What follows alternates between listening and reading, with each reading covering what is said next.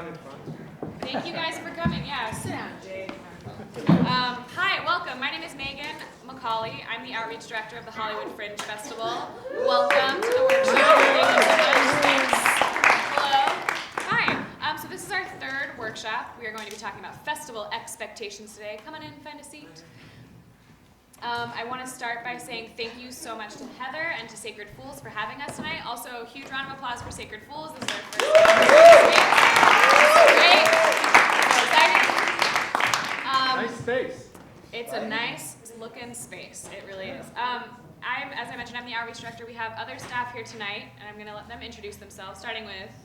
I'm Stacey Jones-Hill. I'm the Communications Director. Nice to meet you all. Hi, Stacey. And Dave is outside now, I think, but Dave is the producing director. I mess it up every time at the Hollywood Fringe Festival. Sorry, Dave. There's Dave. No, he's gone. All right. And we also have Matt Kamimura here taking photos. Hi, Matt. Just to let you guys know, in addition to still photography, this session is being filmed and live tweeted. So hello to all of our friends who aren't here tonight. Hi, And just so everyone here knows, anything you say will be recorded and will live on in perpetuity. After this workshop, we are going to have a mixer at 3 Clubs, which is just across the street. So if you'd like to join us for a beverage, I highly encourage it. Oh. Nothing like drinking on a Monday night. Speaking of drinking, we are hosting these things called office hours on Wednesdays. They are casual mixers where you can come and have a beverage with other fringers. We do them every Wednesday before the festival at different bars throughout Hollywood. And this Wednesday we will be at Lost Property, which is not far from here, kind of closer to Hollywood and Vine, so just that way. They'll have $8 drink specials. It's a great little whiskey bar. We start at 7 p.m. and we go until we don't want to hang out with each other anymore, which is usually around 9 or 9:30. We host those, we call them Drinking About Fringe. So it's a nice way to get to know some people before the festival. We do encourage it. Other announcements. We are currently auctioning the centerfold and the back cover of the Fringe Guide. So those are ads in our program. Those are the sexiest ones, which is why we're auctioning them for money. So if you would like to have your ad for your show in the centerfold or on the back cover of the Fringe Guide, you can bid on that. Details are on the website and in the most recent participant newsletter. If you have trouble finding either of those things, please do email us support@hollywoodfringe.org. If at any point in time you ever have a question, actually email us support@hollywoodfringe.org and we will get back to you. We are also offering registration scholarships right now for participants meeting specific criteria as part of a CCF grant fulfillment. That criteria and information about that is also available on the website and in the newsletter. Tickets to the Hollywood Fringe Festival shows go on sale. Does anyone know that date, by the way? Yeah. You guys know because you're trying to sell your tickets. Yeah, that's exciting. Great, we all know. Nailed it. Awesome. Our next town hall, which is another info session, is a week from tonight, 8 p.m. at Sacred Fools here. We're going to talk about ticketing and festival prep. That is led by Festival Director Ben Hill, and that is our last town hall, so that is a great thing to attend. Our next Twitter chat, for those of you Twitter users, is on May 3rd. That's a week from tomorrow at 7 p.m. Use the hashtag HFF16 to join, and that is a time where we all talk to each other on the internet at the same time. Those are hosted by Stacey Jones-Hill, who is sitting over there, live tweeting as I speak. She'll ask questions, another way to engage with people outside the festival. Again, you can always write to support@hollywoodfringe.org if you have any questions. If at any point in time tonight you need to leave early or use the bathroom, please feel free to do so. That's totally fine. And that's about it. So the way that tonight is going to work is we have a bunch of wonderful panelists sitting right behind me who are going to introduce themselves in a moment. We're going to have a moderated panel discussion for about an hour, and then we'll have Q&A afterwards. So you guys will get the opportunity to ask your questions. If there's 4 specific panelists, you can do that. If they're general for me, you can do that too. And with that, I'm going to go ahead and let our panelists introduce themselves, starting with you. Hi, I'm Nick Rubando. Thank you. Thanks. Stop. Last year was my first Fringe. I was in a show called Thenardier's Inn, which I wrote and co-directed and died in. It was tragic. But it was really cool. It was an awesome experience. I met a lot of cool people. We actually won Best Cabaret and Variety Show, which was an amazing experience. And yeah, I mean, I'd never been part of the Hollywood Fringe. I had heard of like the New York Fringe and stuff like that. and it just seems to keep growing every year. So you guys are at an awesome time to come in if you haven't been a part of Fringe, because it's blowing up. So join the party. Oh yes, thank you, Alli. This year I'm producing a show called Mad Lib the Musical, which is going to be at 3 clubs. Thank you. Yeah, a few of you have gone already. We had previews. And then I'm also in a show called Broadway Noir, which is also at 3 clubs, which is going to be a musical as well, an original musical. Yeah, so that's Very my good. slate. Thank you very much. Thank you. Yeah. Kyla. Hi guys, my name is Kyla Garcia. I wrote and starred and produced in a one-woman show 2 years ago, 2014, called The Mermaid Who Learned How to Fly.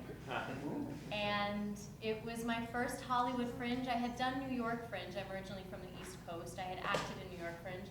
And New York Fringe is, I love New York and it's a great Fringe, but out of all the festivals that I've explored, both as a patron and an artist, I think Hollywood Fringe is just so welcoming and really lovely to work with. They're really always available to you, and when you do email support at Hollywood Fringe, they always respond. Like, it's unheard of. That is true. It's crazy. They're really amazing. So I've toured since with my one-woman show, and other festivals that I've gone to, they tried their best, these people, but I would constantly think of you guys like, this would never happen at Hollywood Fringe. What are they saying? What do you mean a glitter removal fee? That's a thing. There was a glitter removal fee. Anyway, so yeah, my show, it was nominated for Most Orgasmic Performance by Orgasmico Theater Company. It was nominated for a Freak Award, Best in Solo Performance. And it All of our won- awards are very sexy at the Hollywood. It won a combined art form pick of the Fringe, and it won the Producer's Encore Award, and it just kept extending, and it was a really, really amazing experience. So that's me. And I've made it into an audiobook since then. And I've been doing many other things with that particular show and writing new mystery ones. And that's me. Hello.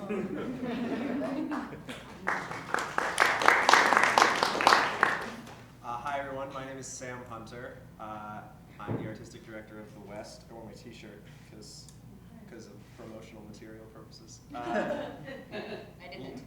Yeah.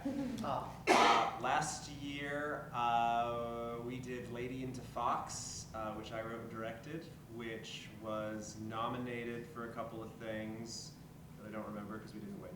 And we were extended. We got the Encore Producers extension. We went to Bootleg, which then became an extra extension at the Echo Theater, which also became an extension at the Lyric Hyperion, as well as like a one-night-only thing down at Angel City Brewery down in the Arts District. So from that little seed, a great headache grew. And this year we don't have a show because we got a lot going on. We've currently got a show down on Santa Monica Beach by the Annenberg Beach House. Every weekend, you should come check it out. What's it called? It's called Second Skin, which if you go to thewest.la, you can learn about it. And then we'll have another show at the Echo around the same time. And we're also going to have like an online podcast adventure where we've sent postcards to people who gave us money last year. And you can look at all the postcards and you can solve the mystery and then take that little mystery that you solved and then go hear a whole radio play. And that will be coming out right around the time Fringe happens, and I'll be here being like, you should come check it out. So that's me in my bag. Thank you, Sam. Yes, Hi, I'm Alli Miller. I have a fan club. I'm a co-producer, co-creator of Cherry Poppins, which is a cabaret-esque company. Last year was my 4th year in Fringe, but my 1st year as a producer with my company and with that show. Did I say it's called The Knock Shop? I forget what I was saying already. It's called The Knock Shop. It was at 3 clubs. We won the Most Orgasmic show, the sponsored award by Orgasmico Company. I know, for less orgasmic. It's really a surprise. But we got an extension there for a month and then ended up getting a residency there, and we've been there every Wednesday for the last year. So every month we come up with a new show, and it's been really, really lucrative to our company. Fringe changed our world when it came to Cabaret. We also met some really great people through Fringe, and this year we are coming back with a whole nude world, Fairy Tales the Knock Shop. It's a Disney Frisney. Don't put that on the television. Has nothing to do with that. Cabaret show. And we also are co-producing with oh my God, Angel's Flight is the name of the show. It's also at 3 clubs. But we're co-producing with a company that is titled. Someone from the fan club. What is the title of it? Well, now that you're asking me, I can't remember. So. Matt Ritchie and Company and Sherry Poppins are co-producing another show. And just, show Fringe and the company that you meet. We can't get rid of each other, and we can't leave Fringe. So, anyways, I guess that's me.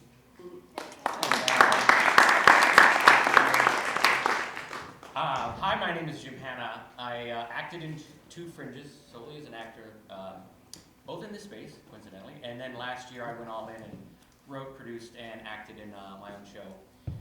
7th annual one-man show World Championships. And it went pretty well. It was very gratifying and well sold, and a bunch of nominations we were very grateful for. And I know you were nominated for Top of Fringe because we both lost with you. We were in the same category, but we were Top of Fringe and Best Comedy, and we wanted some sponsored awards. And then we had a 6-week extension over at the Celebration Theater. And I'm not doing anything with Fringe this summer except this, participating and seeing shows. The Wade Skalski, who I believe is sponsoring the patio this year. Yeah. Oh. I mean, he's pushing us to turn this into a feature film that lends itself to a mockumentary very well. So life after Fringe continues for so many shows, including ours. Very great.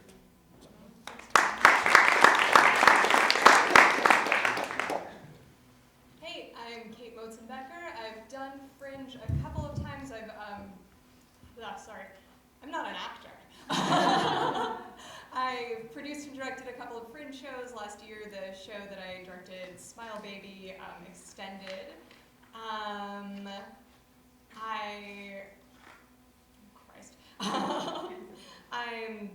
not doing anything for Fringe this year, but I am going to be directing something for Solo Creation Festival at Son of Semele in July, which is a show about a spinster witch called Why We Become Witches.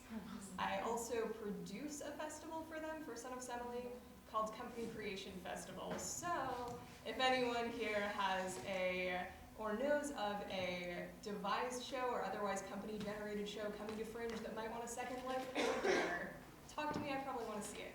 Thanks, Kate. Cool. One more round of applause for all of our panelists. You guys are wonderful applauders, and I won't ask you to do that very much more. So thank you. Can I get a quick show of hands for who is a first-time Hollywood Fringe Festival participant? Oh! That's good. Cool. Good job. So it is good to know you are among friends. You are not the only person doing this for the first time in the room. And with that, as you are all probably acutely aware, we are about 6 weeks out from previews, so we're really getting close to the festival. I saw someone just put their face in their hands dramatically. It feels like that sometimes. So from your point of view, at 6 weeks out from the festival, where would your focus be, or where is your focus if you're producing something this year? I mean, it's different for every show, as definitely if it's more ensemble based, but I mean, obviously rehearsals. Yeah. Because I think the most is as prepared as you can be before previews start. Because if you can take previews as just another show, obviously you can work some kinks out during that. But I would try to recommend to get in as many rehearsals and be as performance ready as you can be for previews, because then you have an extra show. People go to previews and talk afterwards. I mean, not to scare you guys, but I mean that's what people go to previews to and then say, wow, that show was amazing. I'm going to tell everyone I know about it or write a piece about it. So I mean, there's definitely you can work with stuff during previews, but I'd focus on rehearsals and getting it in. I think that being said, though, don't freak out. Sorry. One of our shows, we just had our first rehearsal. The other show that I'm doing doesn't have the first rehearsal till next Sunday, and I haven't written it yet. So it's not like you need to be focusing on marketing just as much as you're focusing on rehearsals. No, you're right. No, but just like, don't forget about marketing, because if nobody knows about the show, then it doesn't matter that you rehearsed for 6 weeks straight, you know? And I just think 6 weeks out, remember you're having fun, absolutely have the rehearsals, but start like honing your marketing routine and like who's gonna be in handle of your social media, and get those pictures and posters put together, and you know, if you can put boobs on it, it helps. And, you know, and start like figuring out your team and making sure, because the month of June, that's like really upon us, is an exhausting month, and you want to be at as much as you can. So start getting your team together, I think, is like 50% of everything. To that end, this is something I did not do last year and wish to St. Christopher that I had. Find someone whose job it is to be at Fringe Central, putting your beautifully designed postcard done by a professional in the hands of people. Because you're gonna be at least I was too exhausted. I had a team, I had 4 people to load in the set, to do the thing, blah, blah, blah, blah, blah. But also we all work all the time, and who can be at Fringe Central as often as you need to be to really promote the show. And if we had just forked over the few $100 to have a guy who's devoted to that exact task for that time, would have been amazing. Would have Does been anyone fantastic. not know what Fringe Central is?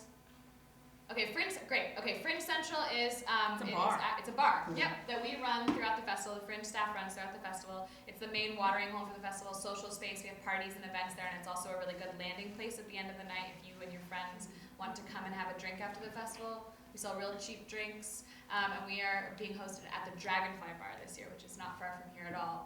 It's a great little venue. So that's a good central space where a lot of the networking during the festival happens. And Kate, you're a big calendar maker, right? You had said this earlier. So I think 6 weeks out. Where is your calendar 6 weeks out? I mean, I think this is a good time to be sitting down. I assume people are starting to kind of make their rehearsal schedules. This is also a good time to make your Fringe schedule. So work into your rehearsal schedule stuff that's going to be helpful for Fringe. Work in time to rehearse loading your show in and out, because you will have limited tech time, and if you can get it in and out in 5 minutes, by the time you get in there, you're going to have way more time for tech, and you're going to be so happy that you did. I would say schedule in those Wednesday night office hours. Like, don't fill up all your Wednesdays and then go, oh no, like I wish that I'd gone and kind of put our, socialized and put our names out there and gotten the word out. Like, mark that into your rehearsal schedule. Get your box office team together sooner than you think you need to, I would say.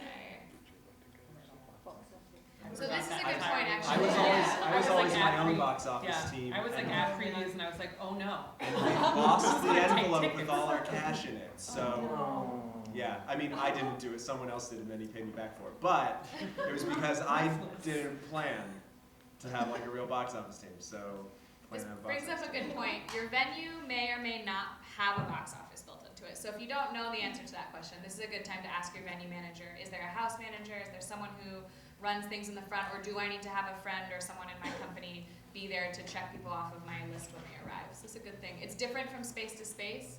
And I think many of them will tell you that you do need to have someone at your door. So this is a good time to find out so that you don't find yourself a week before being like, oh God, who's going to take Yeah.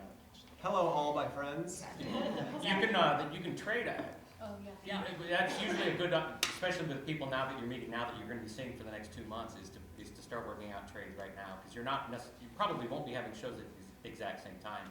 You could very easily say, I'll do one of your shows if you'll come do one of our shows, and you're probably down here for Fringe anyway, so why not help a friend out? So. And speaking of, start comp swapping. Look at other shows that you think you might want to see, people who are doing similar work to you, people who you might want to cross-promote with, and get those comp swaps started now before you all actually start filling up houses. Or What just is- comp what is a swaps. swap? Oh, sorry, go ahead. No, it's fine. No, I needed to shut up. No. Would you like to answer what comp swapping is? Go for it, man. I'm swamping. Comp swapping It's just when, like, if he's got a show and I've got a show, we did this last year. I give him and his production team comps to my show, and he gives me and my production team comps to his show. Or just one of us, if you're ruthless, or, not that that's a bad thing. But, just, it helps you get out there because also on that note, it is just as important to see other shows as it is to be in your own. Because the thing that, to piggyback on you from earlier, I did Adelaide Fringe in Australia this year, and that festival is like the second Fringe festival. It's massive and it's lovely, but it is not intimate at all. The sense of community is lost when there's 1,000 shows, and it's insane. You have your little community in your little tent, but like here we all I didn't go a night without seeing this girl's face. I'm sexy. I didn't, we all know each other, and if you're out there seeing all the other shows, then everybody is helping yours. It's like if you're here to make money or you're here to win an award, then this is not like the festival. I mean, I'm hard pressed to find a theater festival where making money is but it's about the community, and it's about we're all here for the same thing. We all have the love of the theater, and so comp swapping is the best possible thing for you to do, which you can have at office hours. It also helps you save money because it gets expensive going to see all those shows. And and especially toward the end, there's going to be like the big one, like the ones that rise above that everyone's like, you got to see that, you got to see that, you got to see that. And then you're not going to be able to eat for a week. So I don't know your financial situations. I wouldn't. So Yeah, I wouldn't obsess at all about getting your money back in terms of ticket sales, because there's something much more productive. Say goodbye to it already. Yeah, and I think that's kind of what I just said, here's what I'm ready to lose if I must on Fringe as an investment. It turns out we did actually pretty well, but part of that was because I don't think we sold but maybe 5% at full price of our tickets. It's discounts, it's swaps, it's essentially an all-free preview, and what ends up happening pretty quickly, we were very fortunate that our preview, which I don't think we sold a single ticket for, quite honestly, unless there was some weirdo who walked in and paid full price. We were screaming, take our tickets for free, but they wouldn't. Anyway, that the word of the buzz and the word of mouth, I was at Fringe Central like the next day, and people were already saying nice things about our show because we sold out our first show. It was packed, and just as from a marketing tool, give as many free and discounted tickets as you can, and swap as much as you can. So I'm going to stop right there. We're dancing into the marketing conversation, which I think is something everybody wants to talk about. And I do want to ask, are there people here who have solo shows, one-person shows? So I'm going to start right with you, Kyla. Okay. So as someone who had a very successful one-woman show, what would you be doing right now to spread the word about what you're doing? How did you go about spreading word and getting people to attend your show? Well, I tried to attend every event that I could while balancing edits, rehearsing, and all of the other factors that come into play while you're preparing. But I tried to attend everything. And I would go by myself. I mean, the very first event, the big party, the big opening party, I just dressed up as a mermaid. And I didn't know anybody. Like, I literally did not know anybody in this community, but I was like, I'm gonna go dressed as a mermaid, because I have my Ariel costume from a few years ago, and I'm gonna wear that. And I brought my business cards, and I would just go up to people, and I wouldn't just promote my show. It wasn't about that. It was never about, like, come see my show. I really wanted to know what other people were doing. I wanted to look at the other business cards. There were some really, really cool ones. One person that year had a license. Their business card was an actual license, and you're like, did someone forget their license? There's so many creative things you can do. But I really invested in the people around me, and that ended up really helping my show, because people were like, hey, why don't I go see that mermaid show? She came to see my show. And it really is all about that support. Also, you can cross-promote. You can put someone else's show in your program. If it's relevant, if it's a show you believe in, if it's your friend's show, and then they'll put your show in their program. So the first thing you see when you open up a program is your show. Or, however you configure the actual program. But right now, I'm trying to think 6 weeks out marketing. I had a Facebook page by then for the show. Not a website. I like using Facebook because it's so community-based, and not only sharing things about the show, sharing things that are relevant to the subject matter. So for me, my actual show has a lot to do with fairy tales, but it also has a lot to do with depression and suicide, and so I would share relevant articles and share relevant news topics that had happened. but really just communicating with people at all of the events, I think was the best thing. And Twitter, I'm trying to think if there was like one specific thing 6 weeks in that I was doing. What about the rest of you guys? Did you have, what would you say you would be doing 6 weeks out? Or what are you doing if you're producing a show this year? Well, I mean, some of the others, one of the shows that we did, or that we produced, like, I mean, we had some previews for, so, you know, that one's kind of already done. So we're Previews just, before the preview? yeah, previews before the preview. But, you know, social media marketing, definitely a thing. I like going on Instagram. Hollywood Fringe has a great Instagram. You know, take pictures of rehearsal processes. You know, people like to see the building of a show. So that's always really cool. Yeah, and I mean, I definitely, I 100% agree with going to every social event you can go to, because once you see the program list that comes out, you're gonna be like, holy shit, there's so many shows. But then you go down it and you're like, oh, I totally remember meeting that person, and I totally remember meeting that person. And you're like, all right, well, I'm gonna go to that show. And the other ones just kind of, if no one's ever heard of it or no one's ever like met you, they're probably not gonna just randomly go to your show, because there's like 5 other shows happening at that exact same time. So meeting people and shaking hands is like an awesome thing to do. Drinking about Fringe is the easiest, funnest promotion you can do. Yeah. You're just there drinking with friends and suddenly you're promoting the show. So I'm a big proponent. I think that actually- marketing, sorry, go ahead.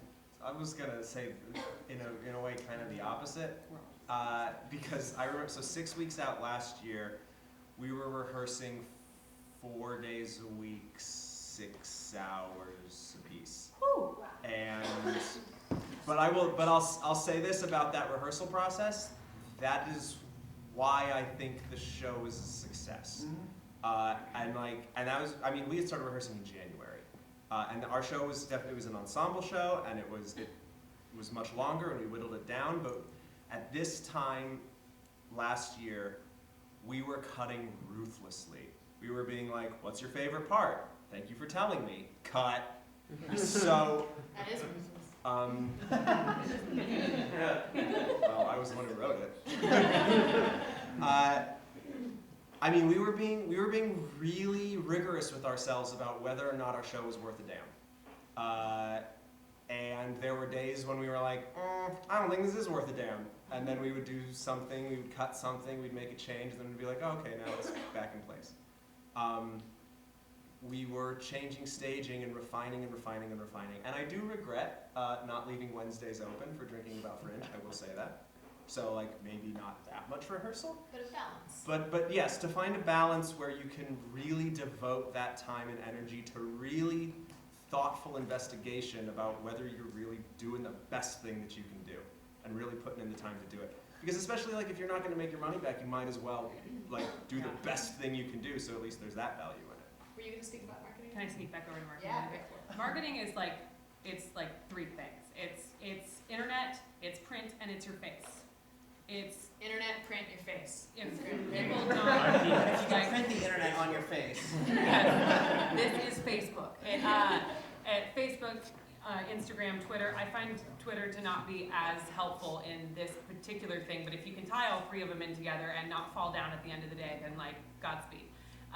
But it's about consistency, and I harass shit out of Instagram when it comes, like last year I had like 3 or 4 different people be like, who does your marketing? Who, like, you guys are everywhere. I can't wake up and look on Instagram without seeing the knock shop everywhere, and I'm like, it's just me. I'm just always on my damn phone. And it's getting the little, what is that, Hootsuite. Hootsuite combines Twitter, Instagram, and your Facebook, and you can schedule posts so that you're not always on your phone. You've got all of, and the consistency of, on Facebook, we talk about the events, and it's exactly what you said. It's not just being like, here's a picture of the show. It's the same thing as branding yourself as a person in Los Angeles. It's getting people interested in you as a human, and posting videos of people goofing off at rehearsal, or posting, you know, your support of other shows also, and can continue with the community, and meeting people at the office hours and posting about that, and becoming friends with people on Twitter, Instagram, Facebook, all of this. also having the print. I have not done postcards in the last couple years, and everyone will tell you that that is the stupidest thing ever. For me personally, I have just done business cards, but I am overworking my social media. I have not done the print as much. Also, I am everywhere. I am at every bar until it closes. There is not a time that I do not have like a bunch of scantily clad women following me around somewhere, because that's the marketing that I have to do. And I remember you now from 2 years ago from walking around in that mermaid's outfit. And I was like, God, she's hot. I want to see her show. The hot part's irrelevant. You know what I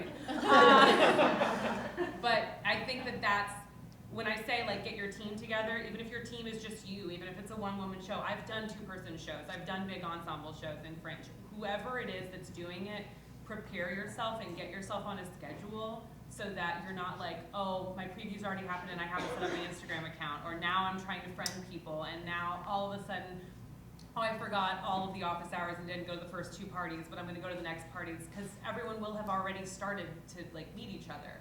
And it doesn't mean you have to be at every party. But you've got like 6 people in your show, or you've got 6 friends that can go represent you. Send somebody to something, somewhere, so that your postcards or your business cards or whatever are being handed out all the time. I think what Alli says is a good point to play into your strengths too. She has a bunch of hot women in her show, and so that's why you choose primarily an image-based platform. Makes a lot of sense, right? Jim, you had a big company last year, right? You had a big group who went out to a lot of things. Well, and they were mostly alcoholics, so drinking about 3 worked really, really well. That was so much fun. And I was about half alcoholics. And then that also meant we were at Fringe Central quite a lot once the festival started. And I joke about that, but I mean, this ended up just being so much fun for us just as a social thing. Seeing people we met over the last few months, and then knowing that at any time, even on a day you don't have a show, which might, inconceivably happen, you just pop into Fringe Central at 2 o'clock on a Sunday, and there's someone in there that you know, and you're talking about a show you've seen, and vice versa. So, we had, I think, 6 people total on our team, 5 cast and our director, and there was somebody at everything. Great. I just want to piggyback off that. For solo performers, if there's anything that you can have someone else help you with, give that task away, because if you're writing and starring and producing, bless you, then you're going to need so much of your energy, if not all of it, to just accomplish that, right? So in addition to networking and getting the word out there, for instance, Jim Martica, I hired him to do my press release, and it was super affordable. He's amazing. He offers specials to Fringers. So that was one thing I didn't have to worry about. I know how to write a press release, I know how to do my own PR, but I didn't want to, because I wanted to focus on edits and rehearsal. So if you can get that off of your list of tasks, do that. And also for solo performers, just be rehearsing in your head from the minute you wake up to the minute you go to sleep.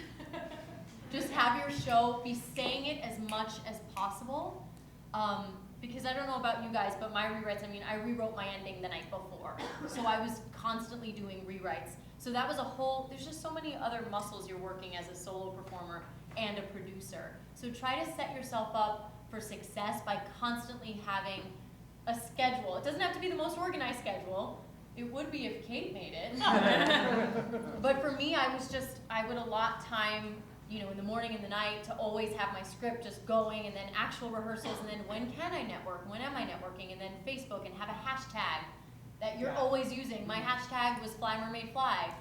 It's now a permanent hashtag on my body. It became that later. A few years later, I was like, oh, that's some hardcore marketing. But no, it was just. That nice lady got a tattoo. Whoa, what was she doing? But yeah, have a hashtag that's unique and short and memorable. Also on your business cards, I love the QR codes. I feel like when I discovered them 2 years ago, I was like, this is so fancy. I'm so advanced in technology. Now there's probably something else that's even cooler, but still. I think we're still at QR codes. They're pretty cool and easy. What's a QR code? A QR code is a code that when you scan it in the app on a phone, it takes you right to the Fringe website and you can buy the ticket. So You've probably seen them, they're the squares with pixelated black and white. The problem is if you don't know what they are, you don't have the app on your phone, and you look at a poster and you go, what is that weird black and white thing, and you move along. Right. I don't have a problem with them, but I think they're really cool. Yeah. Kate, were you going to say something about marketing here too? Yes. If you have a woman-written show, LA hook up with the LAFPI. The LA Female Playwrights Initiative has a huge presence at Fringe. They are so supportive. They have events leading up to Fringe. Like, if you are doing this thing, also be doing that thing. They will be an incredible community for you, and they'll get the word out. It's a great fun. That's the LAFPI. LAFPI. Yep, they're awesome. I think it's lafpi.org, the Yeah. website. And I think so let's talk, so Kyla, you said something earlier about setting yourself up for success, which is my elegant transition into a discussion of goals. So, do you guys want to talk a little bit about what your goals are going into festival? I heard that it's apparently not making a lot of money. Sorry about that. But what do you set yourself? Well, you will make money, by the way. You can, yeah. I mean, all the ticket sales come back to you. Yeah. It's very, very beautifully defrayed at the end. Yes, you do get 100% of your Fringe sold ticket revenue back to you. You get this nice check and you're like, Which is It is another possible amazing that you thing make about money. this festival. Very One of important. the other unnamed festivals that I did, I think, over $1,000 in ticket sales, and I got 200 of it. Well, that's. And they didn't do anything except provide the space. I did all of the marketing and everything. So always read your contracts before you agree to be in festivals. General life Just advice. life advice, guys. So what do you set as a goal for yourself going into a Fringe festival? Besides making friends for the rest of your life? Getting on a panel the next year is We all did. My goals are done, actually, I'm out. Have fun. Good, No. yeah, okay. No, but seriously, if you're not doing this to have fun, like, just leave. Because, like, You don't have to leave, you can do whatever you want. it's just too much work. no, but it is. It's a lot of work. And if, like, I mean, you know, if you're not, like, super, like, oh, I'm super excited and I'm, like, ready to have fun, like, you should really, this is a fun experience. Like, it's a really cool opportunity to do a show that you've probably been working really hard to, like, you know, create or be in and rehearse and stuff. And just remember, like, I know it takes a lot of work and sometimes it's like sleepless nights and stuff like that, but it's so much fun. So just keep that in the back of your head. Have fun. I didn't have any goals going into Fringe. I was not business oriented about it. I was not strategic. I wrote a show that was agonizing to write. It was a story that I resisted every minute of the way. That was something I needed to get out of my being and give to the world. And I thought to myself, if there's one person in the audience that can learn the lesson I learned in some way, if it can apply to them, if they can tell that person they love that they love them before it's too late. If one person in the audience does that, I will be happy. That's all I want, if I have one person in the audience. But you knew that going in, right? I knew that going in. So that was maybe my one heart-centered goal, was just that I wanted it to affect one person. Everything else that came along with it, the business cards, I just happen to love marketing, so that was a side thing without me even being like, I'm gonna do this. It was like, I'm gonna make a fun business card. Oh, I did a mermaid photo shoot years ago. I'm gonna use that old picture, and I'm gonna dress as a mermaid, and I'm gonna wear mermaid things to everything, and I'm just gonna put that in everybody's head. It didn't even need to be my brand. I was just gonna have that image everywhere so people would see it. But ultimately, And her image is still talked about. I just heard about your show like 2 weeks ago. After my show, somebody was talking about Fringe shows, and they were talking about how wonderful your show was. Also, how they went home and decided that they were never going to be an actor because you're so amazing. But like, it was talked about how that image got in everybody's head. And that was 2 years ago, and we're still like, I didn't even know your name, and I knew the Mermaid Girl. You know, like everybody knew about that show. And it's such a huge thing to like consistency. consistency of whatever the message of your show is, and if it happens to be a fun thing, like a mermaid, use it. Use that to your advantage. But I found that having extremely low expectations and just coming to share something, because everything else in this business is so competitive. I mean, everything in the arts, like we start out as artists, as kids, and it's just fucking fun. And then we get older and it's like, who's getting this role and who's in this room? And it's like, I have blinders on now. It's like, what makes me happy? And this story made me happy to share it. It also made me really sad, but I needed to give it. So having low expectations and just being like, here, I have something to give, can really help you. Because when it was received the way it was, I'm like, what's happening? What? Also, I had a really small venue. Again, low expectations. I had a small venue. I know some people that do solo shows and they get the hugest venue. And I was like, let me do a super small venue, have it be intimate, and then it just kept selling out because it was so small. Does anyone have other goals that were not happiness and fun? Which I love, by the way. Those are my goals too. But would you talk about other things that you did? You want to? All the time. So from You're a goals man, Sam. I'm a goals man. Every project begins with an outlining of like, by the end of this project, boom, boom, boom, boom, boom, and just refining and refining and refining until it's, do this for 3 seconds, do that for 4. What are some of those boom, boom, booms? So, I mean, it's the stuff we've all covered. It's like, make sure you got a hot shot design. Make sure that's on a postcard and a business card, because you don't want to put postcards in your pocket. Make sure you got another human being who's out there to do it for you. Make sure you have the money to pay that human being. And those seem like maybe obvious goals, but it was important for us to write them down and then put them in a place where the whole team could see them and then do it, which is always a struggle. One of the things we talked about earlier was like make sure like somebody in your team, or if you're in a one-person show, like get a team to like be someplace all the time to be promoting. That's a real thing, and like make sure your team knows that that's the expectation and that that is the work that is required of them. Because otherwise you're going to be sitting there going, I know this because these people up here said it, but they weren't there. They don't know it. So make sure that there's a way to coordinate all of your goals. We use a thing called Asana. You can use whatever. Called what? Asana. It's a really ugly website. I don't know 17 hats, but it's a place where basically you've got a project and you say like, we need to do this, we need to do this, we need to do this. You assign it to people, you set a due date, and then it can just go to their phone and you go, oh, I have to go to Fringe Central. Swipe, I'm done. Great. Great impression. That's an impression of a person on your team. You're angry at them. Did you want to speak about goals, Alli? Oh, our goal last year coming into Fringe was that we wanted to do a show at 3 clubs. We've been a cabaret company for like 5 years, 4 years. I don't know how old I am right now. But we wanted to do a show at 3 clubs, and we just like could not find the right person to get in, and then 3 clubs was all of a sudden a venue at Fringe, and we were like, guess we're doing a show at Fringe, because we'd like them to want us back. We had no idea we would get as good of a residency as we did with them. It's been wonderful, and then it's a little bit different, but it's not. A theater company is the same thing. Like, you want every project that you have to wow people the next level, So coming back into Fringe, I guess our goal is to just, for people to come back and be like, oh yeah, I loved the knock shot, but like, shit, that was better. Like, and to learn from other people and to see other shows. I don't know, it's goals. I like to drink. I hope I do that. Jim, did you guys have specific goals going in, or would you give advice about expectations? Actually, one of the goals I had, you guys have already fulfilled probably by being here, meaning that I'm a performer primarily, and I'm a bit of a whore that way. I like just performing for people, and I do a lot of small theater in this town, and those of you who do that, you realize you're doing Othello for 4 people some nights, and it's really discouraging. And I've done Fringe shows and seen Fringe shows, and I realized they were almost always sold out, or at least really well sold. Just the thought that I had an idea that I thought would be entertaining and funny, but if I did it through the company I was with, maybe no one would come. But here, there's a built-in audience for 2 weeks, and insanely gratifying to have packed houses. And there were shows I saw last summer that I assumed maybe weren't high profile and no one was there, and even these smaller shows were always 3/4 full.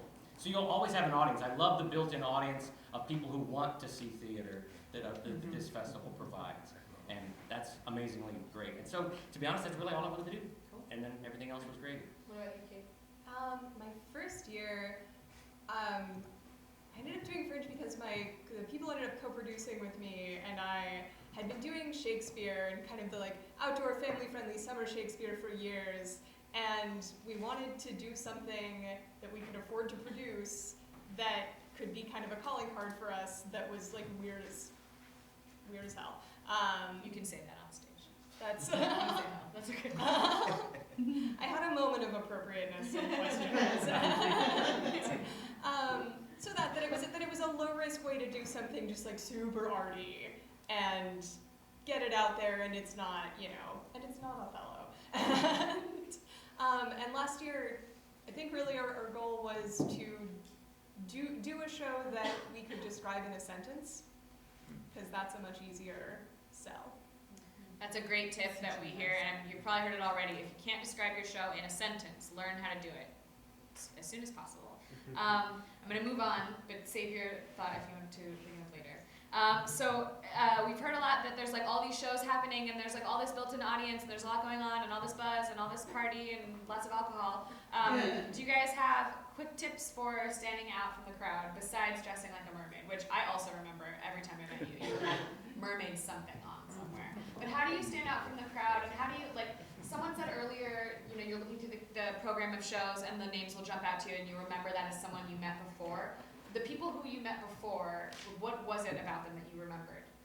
What are your tips for that? How do I Be nice to everyone you meet, by the way. At Drinking About Fringe, I found this core group of, I don't know, maybe 15, 20 people that were there every week, and they ended up being just ridiculously lovely people, and I like to think I'm a relatively decent person, and we all got along, and then we all wanted to support one another's shows, and we were flapping our gums constantly about one another's shows. So I know that's an overall rule at Fringe. Yes, don't be a jerk is a #1 rule at the festival. And it's really easy to do, I think, because everyone's just so insane. It's just very generous and very kind, almost to a person at the festivals. Yeah, don't be a jerk and be a normal person. I know that sounds, well, that's an odd thing to say. I mean, like, have a normal conversation with people. Like, also don't just talk about your show. Like, connect with people. It's such a normal networking tip. But and even if you can't remember everybody's name, because you're gonna like meet a bajillion people, and you'll be like, I remember that girl with that stupid pink thing in her hair, but I don't remember what her name is. That's fine. Just remember something about the conversation you had with them. Remember, just say hi anyways. None of us remember everybody's names. Yeah. Nobody is gonna fault you. Just always say hi. Always check in. Say hi to a million people. I don't know their names, but like I know that they did that one show and they're brilliant at that one thing. You know. I found success. Like, I went to Fringe Central dressed mostly like this, and everyone else in my team did too. Like, we didn't have a flashy thing, and our show was kind of a downer. And it was just, I mean, frankly, just doesn't sell as well in general. But we had, and I'm going to say it again, we had a gorgeous image designed by the inimitable Spencer Howard, who is a member of the company, but also he does work for you. And we just put together the most beautiful image that we could, and every single person that we handed it to complimented it. Or said, oh my God, I've seen this, I really loved it. We got I think we did a full page in the Fringe guide because it was a beautiful image and we were getting compliments, and we thought, let's go for it. Playing to your strengths. Exactly. And so, and that's the thing that stands out to me is like if someone puts a roll hot shot postcard in my hand, I'm like, oh look, pride in your work, sense of taste. I'm interested, you know? So. That's awesome. Any other tips for standing out? I'm starting to push you guys a little bit because I'm going to keep the time moving. But Yeah, any other things? I kind of agree with like Kyla's shtick. I think it works. I mean, I remember there was a girl who like walked around with a devil last year. I remember her. Yeah, because she had like a devil fancy puppet in her puppet. show. Yeah. Which was super cool, and it's like it's definitely memorable. But put something again, like you were saying, that goes with your show. Like, don't just randomly be the guy with balloons or something. I don't know. Or be the random guy with balloons. Be the random guy with balloons. I don't know. Maybe that works. We don't have one yet that I know of. The shtick is not like I was approached a couple times by people who would say things like something like deliberately shocking, and like that was the opener. Right, that's not a shtick. No. That's not a shtick. That's annoying. Yeah. No, but the chick whose show was about getting high and she was always real high, that's a shtick. I saw her show twice. It was great. Do you guys have tips for the day-to-day fringing experience? So it gets hectic, there's a lot to do, shows the same thing. How do you prioritize? How do you survive? Pro tips. A schedule. I mean, like, literally, I have an actual wall calendar that I feel kind of dorky saying, but like, I don't know, it works well for me. Calendars are important because there's going to be so much going on, and you're going to be like, yeah, I'd love to go to your show, and then you're going to be double booking yourself, and it's like ridiculous. So just get a calendar as soon as you can. And make sure your team does too. Yep. Make sure your team has a calendar and they're not just waiting on you to figure out everything that they should be doing. Because you can also, if you have a team, you can divide and conquer. You can say, I'm going to see that show, you're going to see that show, we're both going to represent our show. There it is. And most of you probably have day jobs. I was lucky enough last year to not have a job the month of June. Lucky to not have a job. But so I was able to be at Fringe all the time. This year I will have a 9-to-5 job while I'm trying to do this, and that's going to be terrible. But you just have to just like know right now that you're not going to sleep the month of June, and then that's fine. You'll be fine as long as you're just like, no, I'm just going to get 3 hours of sleep, and I have this scheduled time that I'm seeing this show, and I've got my show, and this is a scheduled nap time, and I have to eat. Eat reminders, because otherwise. That's very true. That's like, know your limits. Take a day off sometimes. It'll still be here when you come back. It's gonna be gone. That's not a thing. For 3 weeks, it will still be here. I don't know about that. You cannot take it go. It's hard. We joke all the time on staff about having FOMO, the fear of missing out, and like to the point where, and we actually are finally in a place as a staff where we are forced to take days off, which was not the case for many years in the beginning.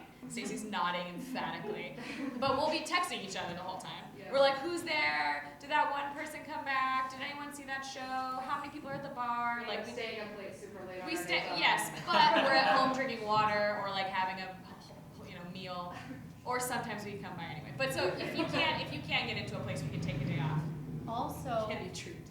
know that a lot of other parts of your life are going to go on pause.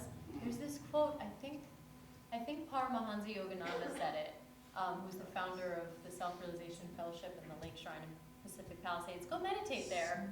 In between all of your rehearsals. That was a lot of words, I know. Anyway, I don't like to say quotes unless I say who said them, so pardon the mouthful. But his quote was, "Seclusion is the price of greatness." So at the same time that you're networking with the Fringe community and you're getting out there and you're putting yourself out there, I was a complete hermit for the months leading up to this. My friends did not know what had happened to me. I mean, they did know. They'd be like, what are you doing today, Fringe? You're seeing a show or you're doing rehearsal, Fringe. Those few months leading up to it, other than my day jobs or side jobs, or just touching base with family so they know I'm alive, I was a complete hermit. And sometimes that's what you need to do, especially as a solo performer.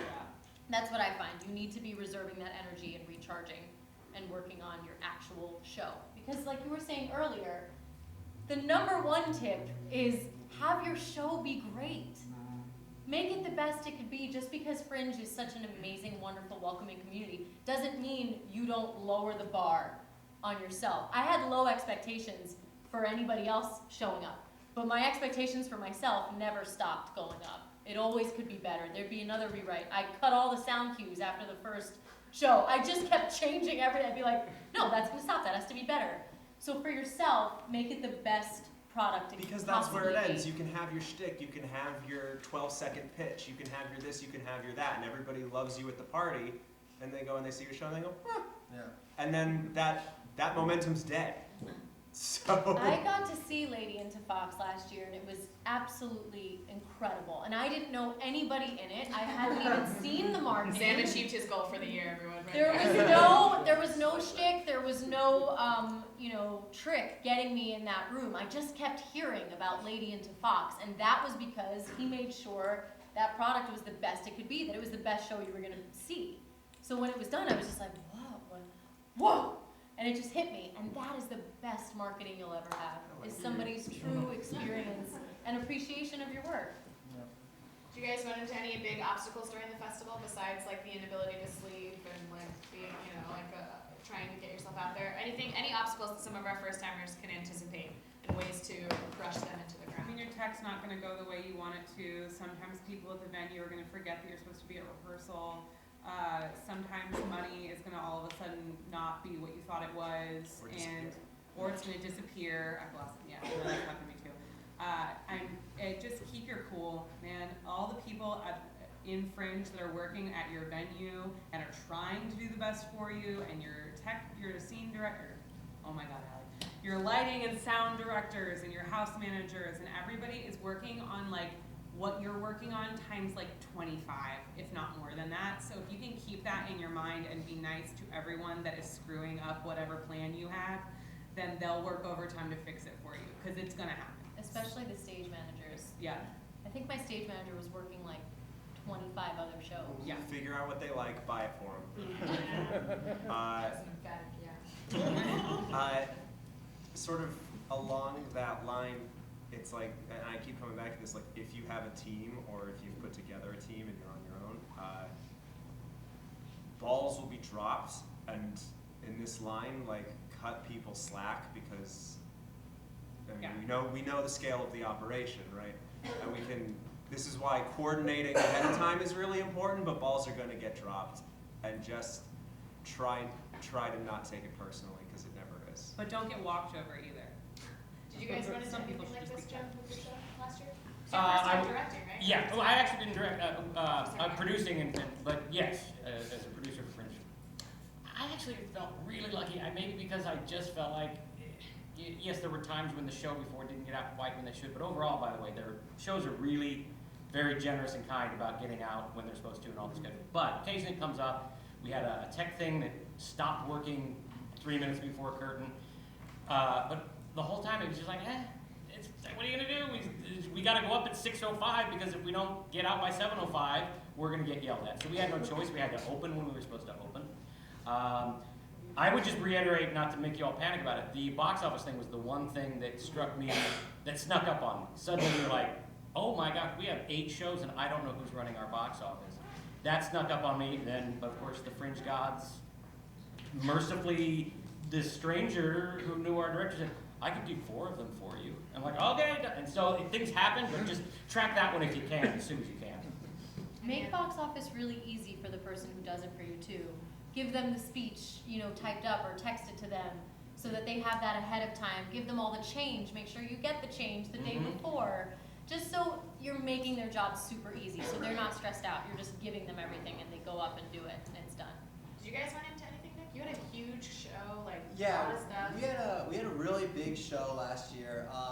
Luckily, it was with a company that had worked together previously a lot. So we all knew each other really well. So we were like, it was crazy. We would roll in as like this unit and just kind of like set up super fast and then tear down crazy fast. And but I mean, there's definitely going to be times where like your show runs over or someone else runs over. So just like, be considerate, realize that everyone is just doing their best. Traffic into Hollywood, I know, like, duh, but like, plan for it, because parking is always a situation, and like it's tough because like your cast is gonna be like, I'm late, and you're like, oh, Jesus Christ, like, dude, come on, like, get onto the venue on time. But parking everywhere is an issue around here, and especially with people coming to see your show, and then you're trying to park as well. So just plan for that, because that's always a mess. It sounds like such an obvious thing, but it is good to emphasize to people because, as you all know, attending this evening, parking here is a nightmare in a normal day. So when you have maybe a couple hundred shows going on at the same time, drawing an audience, it will be a little more challenging. Yeah. Does anyone have parking secrets? I don't know. I'd be actually curious. I know that going down Vine is usually. My parking secret is Metro. Yeah, or all that stuff. Definitely take Metro. We recommend Metro a lot. There are bus stops all up and down Santa Monica in very convenient locations. Do you have a parking secret, Tom? Yeah, the gym. You're gonna give it away? The gym, Gold's gym, yeah. The gym spaces, if you scope them out about 6:30, you can bang that at 6:30. Now all the parking on Santa Monica changed, so you can park before 7, so you can pay for an hour in advance. These are my tricks I use on these theaters. And this summer is gonna be a nightmare for you because you've shared them all now. Yeah, absolutely. I'll Tweet that, Stacey. I'm like 5:30, I'm here by 7 o'clock. You are. So let's imagine we've overcome all of our obstacles, we've run an incredible, successful show, and now it's like the festival is over and people are talking about things like extensions or how to collaborate with other people outside of the festival, postmortems, momentum, stuff like that. Can you speak a little bit to good things to do after the Fringe? Don't expect an extension. Number 1. I never even knew about them, really. I think I attended a bunch of these, and that always just went right over my head that would even happen. When it did happen, it was a happy, wonderful, welcome surprise. Unless you're like actively working with someone to make an extension happen, don't set yourself up for disappointment. I know a few friends last year who did solo shows, and when they didn't get extensions, they were angry. They're like, why didn't I get extensions? Why didn't this happen? And it was like, oh no, don't do that to yourself, please. It's a wonderful thing to hear about, like, wow, that does happen, but it does happen after investing a lot of time into relationships and in making partnerships with other people, too. That said, if you're not a solo show, expect an extension. Plan Be for it. disappointed if you are going to be disappointed. But yeah, get everyone's schedules ahead of time. Get everyone like locked down for the times you might want to get locked down for. Yeah, there's just a lot of people. Don't feel entitled to an extension. That's But don't wait until the last moment when someone emails you and says, "Would you like to extend?" to go. We had a performance that was the same night as the opening of Star Wars, and because a member of our cast had purchased these tickets months in advance, we had to get an understudy for this one performance because we just didn't really think about it. I don't know if anything would have changed if we had thought about it. He probably still would have gone, which is fine. But understudy was great. Everything worked out. It was fine, but it was like an extra headache that no one needed. Yeah, it's prepare for them, don't expect them, and also if you don't get an extension, there's no need to be upset. Fringe is not the end-all be-all of where your show goes. We game plan an extension. Yeah, we game plan an extension sort of vaguely in our heads, like we're pretty sure we want to do this someplace again. If you're doing this as like getting a show ready for another run, then that's great too. You take charge of your own extension. We got an invitation we didn't expect, so that was nice, and we're like, oh, yes, that's where we're going. But yeah. And how do you meet collaborators from Fringe? Like, how did you approach? Do you approach people? Do they approach you? Like, how did that work? For those of you who've worked with other people. Yeah, I met so many people during Fringe and like different theater companies, and it ended up working out so well for me because like after Fringe, you know, people had seen my show, I had saw other people's shows, and you know, if you put out good work and do, you know, solid, you know, put in the man hours or woman hours and meeting people, people are going to ask you to be in their shows, you know, post-Fringe, which is really cool because like I was able to work with a bunch of other theater companies, was able to get people that I met at Fringe to be in some of my shows after Fringe. So like not only is it a great networking experience for Fringe, but I'm assuming all of you are going to want to act after this as well. And you know, you can meet great theater companies who put on awesome work, and you can meet great people who you can collaborate with. So definitely, you know, share info for this stuff, but also share info for post projects because, you know, everyone here is talented, so it's cool to work with people like that. Yeah, I mean, approach them. They can approach you. The guy that won Best Writer last year, yeah, I'm right about that, right? He won Best for Zip Ties. What did he win last year? I know they got the Encore Award. He won Best Writer for a different project. But yeah. Whatever. He writes well. I met him at the first party, and I was just like, I like your purple suit. And he was like your white dress. And we were like, let's have a drink. And then we like stayed friends all of Fringe. And then like the very last day of Fringe, he was like, I'm gonna write a show next year, and you're gonna be in it. And I was like, I'm gonna do that. And now we're co-producing it together. You know, like it just, I didn't know his name for like a month after Fringe. I was still like, what's the purple suit guy's name? He writes real well, and I'm definitely gonna work with him.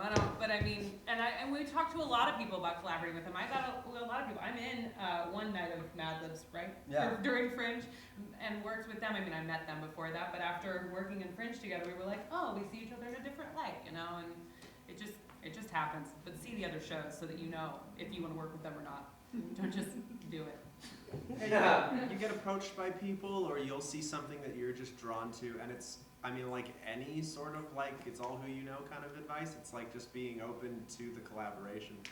Like we met this guy who's a lighting designer, and then I posted something about one of our next projects, and he was like, "Oh my God, I totally want to be involved in this," and I was like, "Oh, I totally didn't even think of it," but we're friends on Facebook, and he saw it, and then I was like, "Oh, yeah, right." So I still have to call him, but. This will be my last question for you guys, and then we'll open it up to you. Thank you for being patient. Did you do anything going into your show or plan anything strategically about awards and winning awards? Was there anything you did? No? I just like completely forgot about awards until like the week of like the awards ceremony, when I was like, oh, that's on my schedule, I gotta do that. I submitted to the sponsored ones. Yeah, that Yeah. is the one thing. Well, So that's try to true. get people to. That's a practical thing Get to do, is there. make sure Should to we fill it. submit to that?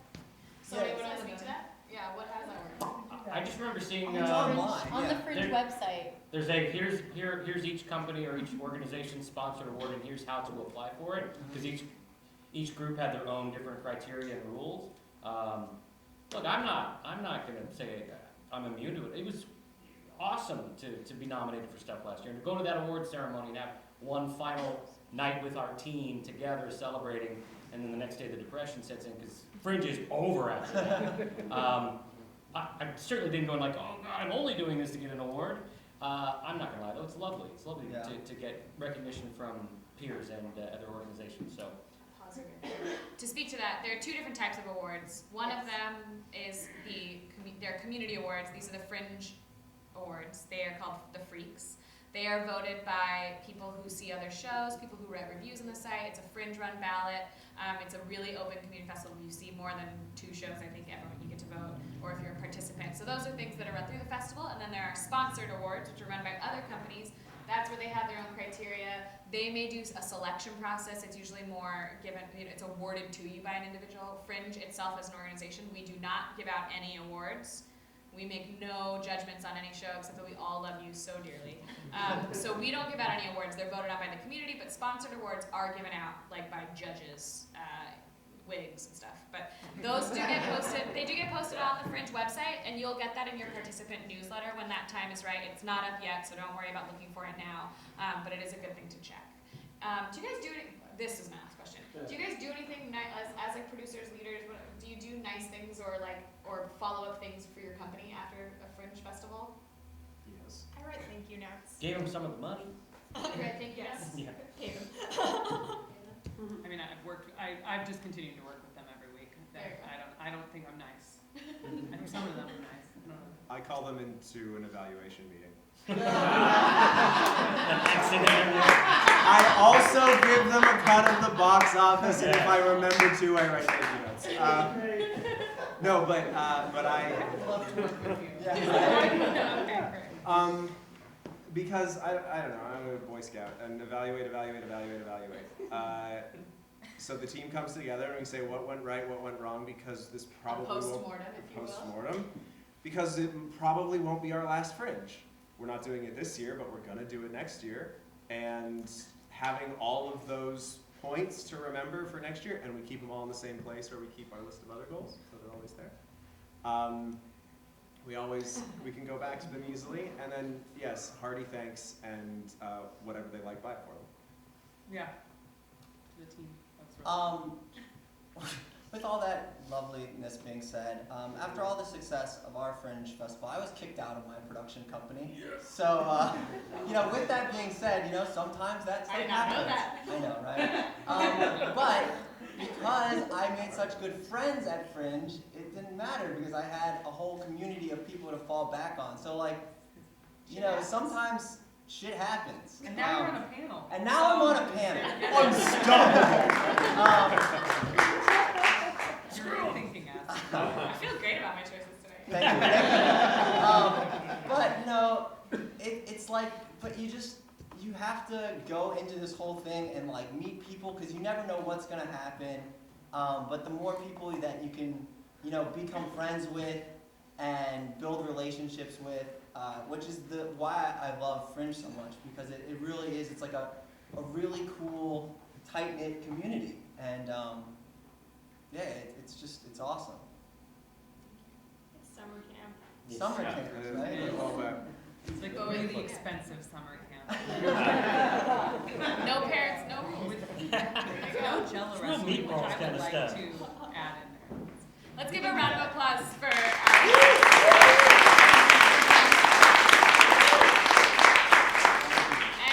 I think you guys probably all feel great. You're just ready to go for the day. No, I'm kidding. Who has questions? Backside. And before you ask your question, I will ask, do say your name and the name of your show, please. My name is Ash. Ash, hello. Hi everyone. Hi, Ash.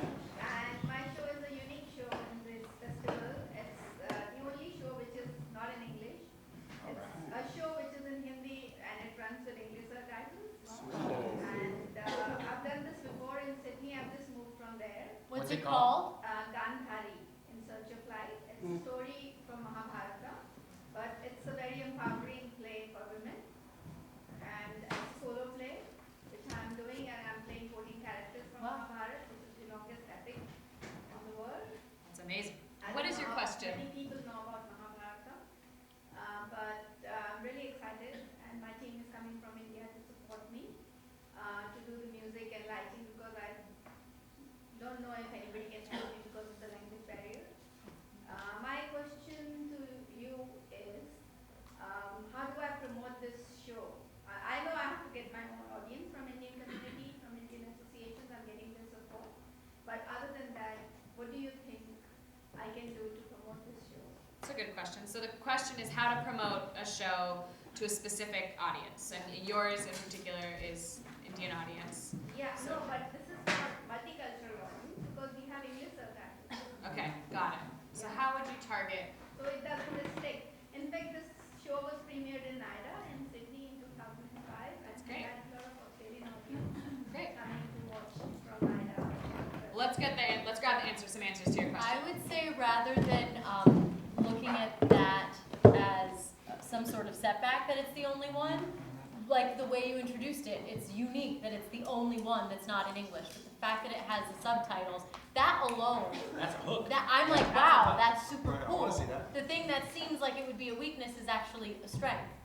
And I think you lead with that. There was a play last year with the twins. Yeah. I love those girls. They're Oh, yeah, so that was lovely. Yeah. And the play was excellent, and it was twins, twin actresses, and they were both in it, and they went to every event together. And I was sold just by meeting them. I'm like, they're twins, they're in a show, and they're playing sisters. I want to see it. So sometimes the most obvious thing is what you're leading with. So the fact that your play is the only one that's not in English. You should also make sure that's true. It might not be true. I don't know for sure. We are mostly in English, but I would be surprised. I would be surprised too. But I would make sure it's true. If you do decide to make it your pitch, just take a quick look at the Fringe site first. But that's what I'm sold on. That's great. That's great. I would literally put it on the postcards, it seems to me, like Yeah. it should be, for an English, non-Hindi speaking audience member who might be going to see a show, to see, oh my gosh, there's an entire show that will be subtitled. It should say on the cards, you don't have to, Just it say was the like. first sentence out of your mouth, I was already like, whoa, Yeah. listening. So I think you should be explicit about it personally. Say that, Alli? I'd be putting out there like break the language barrier. Hear a story that hear a story in a different. I would have to go on this for like a half an hour. But there's a way to word like how a story can touch you if you break the language barrier, or something like that. And that would. I'm already sold Yeah. just from knowing that it's not my language. I don't even want the subtitles. I just want to see the show.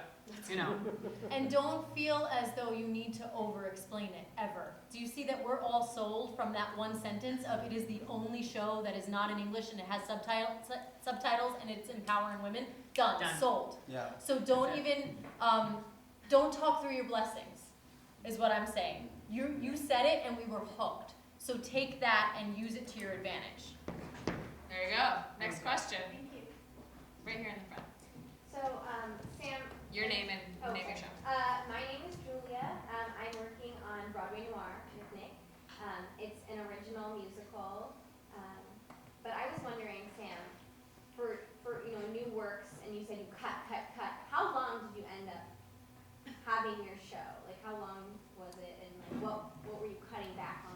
So the question was, just to make sure everyone heard it, when you're premiering a new work and you are making all those ruthless edits, how long was your show and how did you decide what to cut? Is that right? Yes. Yeah, well, it began at 78 pages and it landed at 38 pages. Now that was actually because, when I wrote it, I didn't know that it was going to be for Fringe, and then we couldn't afford an hour and a half slot, so we had to make it an hour, and it turned out to be a good choice. But, what we cut was, I have a team of people who are honest with me. If nothing else, they are always straightforward, and if you don't have those people, fine. And maybe strangers too. I sent it to my mother, and she really doesn't like most things I do. And This explains so much. yeah, no, she's great. Mom's great. I love Mom. But like, It was, for us, it was because our play was very specific, and we had a specific idea, like, and it was really only one idea that we wanted to play with, and then one like theatrical experimentation, which for us was sort of, can a person be 3 different people at once? The character in the character's mind and the actor who's playing them, and that became a structural thing that we just wanted to try. And so as long as we were doing that, we were happy, and we were, so that was good.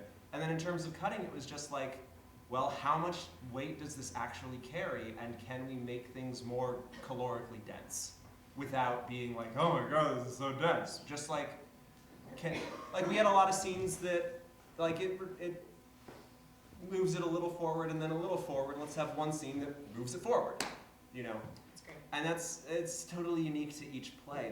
This play just, I mean, it didn't lend itself to cutting. It took some serious mushing, but it's just about being very, very hard on yourself. And the big revelation for me was like, I have to be able to sense if I like it, if I'm like, oh, that's really good, I need to cut it. Like, that feeling is a signal to cut it. And then if you find your way back to it, fine, but know that that's the cue, for me. Jim and Kate, you guys both premiered new work at the festival before, right? Do you have advice also for how to cut down?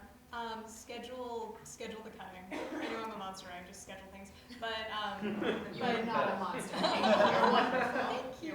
You're welcome. So supportive. But if you know your time limit, and you do, then shoot for a few minutes under that, because things will go wrong. And you schedule the times when you're gonna time it and go like, and 6 more minutes gotta go. We kind of knew our time limit going in. We got our rental early on in February last year. I hadn't even finished writing it yet, so I know, well, it's got to be an hour. Can't be over an hour. And also, though, because I love a really fast-paced show, and almost every show I see that I'm not here necessarily, just in general, that I find myself not responding well to, it's because it's just so slow.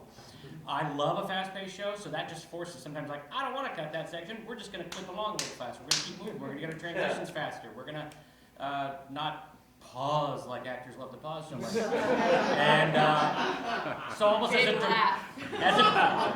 as a directing thing, it almost became helpful. Like, guess what? We're 64 minutes now. We have to shave 5 minutes off, and we're not going to cut any lines to do it. Let's get Right.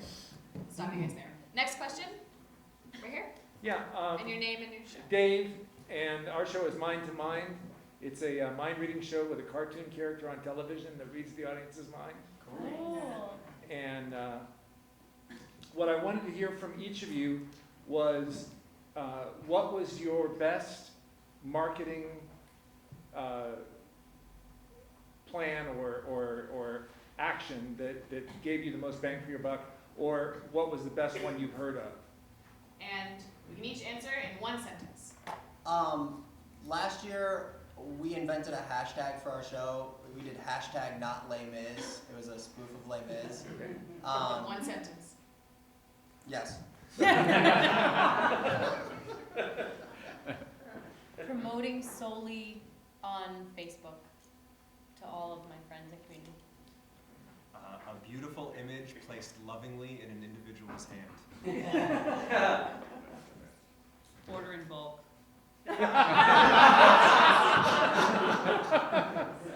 It's cheaper that. It's already been said, but go to everything. Buttons? Okay, thank you. Back. Hi. Sick, but my name's Anne Michelle, and my show is Sexy Mouse. I like And it's about sex in Europe.